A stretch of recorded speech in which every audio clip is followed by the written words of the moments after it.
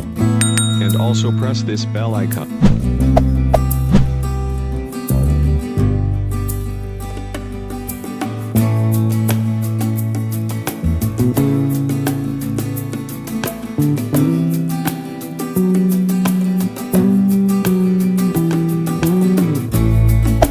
Hey there. Subscribe to my channel. And also press this bell icon.